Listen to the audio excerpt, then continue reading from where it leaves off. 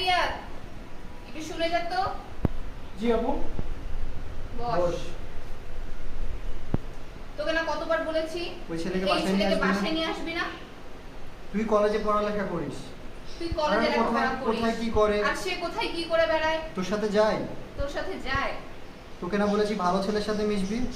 তোকে না বলেছি ভালো ছেলেদের সাথে মিশবি? এবার রিয়াদ বলেন কি হলো আপু? ও ছেলে তো অনেক ভালো। কি হলো আপু? ওই ছেলে তো অনেক ভালো।